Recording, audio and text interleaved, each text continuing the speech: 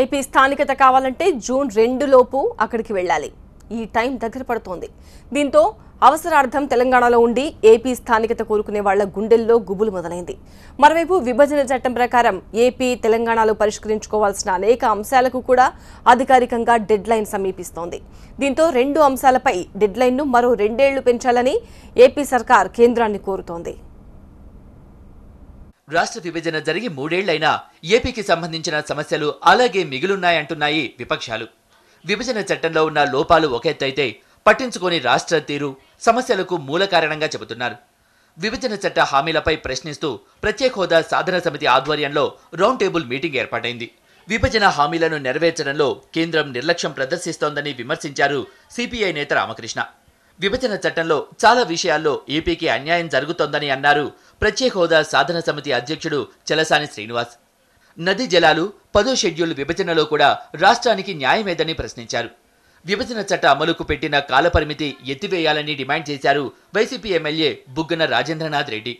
Act అమలుపై కేంద్రంతో రాష్ట్రంతో పోరాడాలని రౌండ్ టేబుల్లో డిమాండ్ చేసింది కాంగ్రెస్. రాష్ట్రానికి ప్రత్యేక హోదా అంశం విషయంలో రాష్ట్రంలో ఉన్న ప్రతిపక్ష పార్టీలందరం కూడా చేశాం. అదేవిధంగా పార్లమెంట్లో కేవీపీ రామచంద్రరావు గారు, సుబ్బారెడ్డి గారు ప్రైవేట్ మెంబర్ బిల్స్ కూడా వారు ప్రవేశపెట్టడం జరిగింది. ఆ రకంగా పార్లమెంట్లో కూడా చర్చ జరిగింది. మనం కింది స్థాయిలో 3 సార్లు రాష్ట్ర బంద్ నిర్వహించాం. అదేవిధంగా ఢిల్లీకి వెళ్ళి ఢిల్లీలో కూడా ధర్నా చేపట్టాం.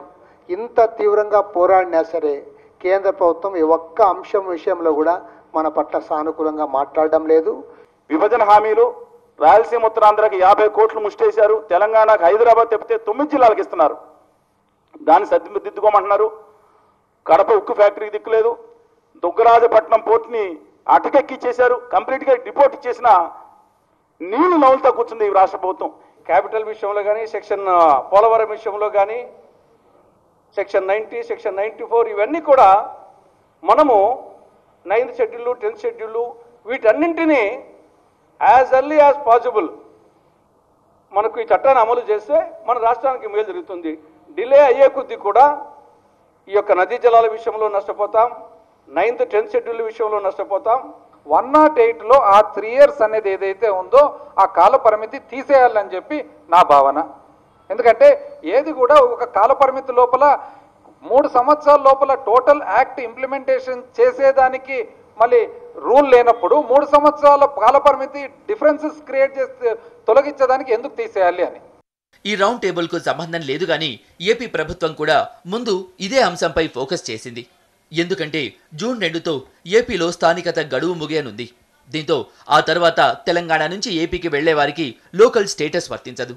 దీనివల్ల నష్టపోయేవాళ్లు చాలా మంది ఉంటారు. కాబట్టి విభజన హామీలపై రివ్యూ నిర్వహించిన ఏపీ సర్కార్ కేంద్రం ముందు కొత్త విన్నపం పెట్టబోతోంది. లోకల్ స్టేటస్ మరో 2 ఏళ్లు గడువు పెంచాలని కేంద్రాన్ని రాష్ట్ర ప్రభుత్వం కోరనుంది. షెడ్యూల్ 9, 10 సంస్థల పంపకాలు విభజన పూర్తిగా జరగలేదు కాబట్టి మనం స్థానికతకి 17 తోటి పరిసమాప్తం అవుతుంది. దాన్ని మరొక 2 సంవత్సరాలు పొడిగించాలని కేంద్ర ప్రభుత్వానికి రాష్ట్ర ప్రభుత్వం లేఖ రాయడానికి నిర్ణయించారు. ఇటు సెక్షన్ 108 కూడా జూన్ 2 డెడ్ లైన్ గా ఉంది.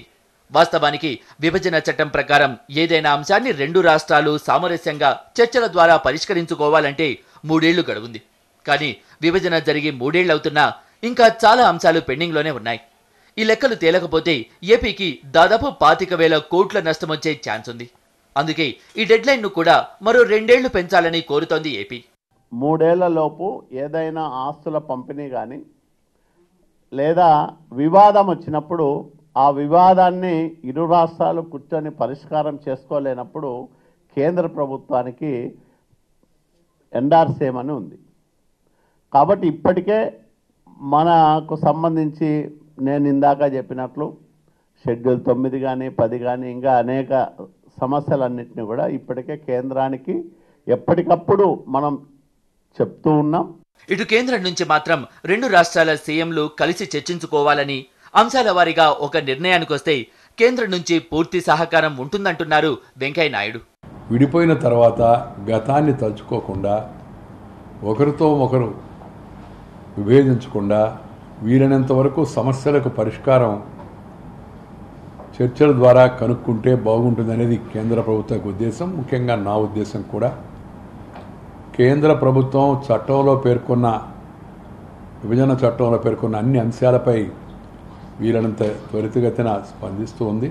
స్థానికత సెక్షన్ 108కు సంబంధించి రాష్ట్ర విన్నపాన్ని కేంద్రం సపోర్టు చేస్తే తెలంగాణలోని ఏపీ వాసులకు తీపి కబురు అందినట్టే.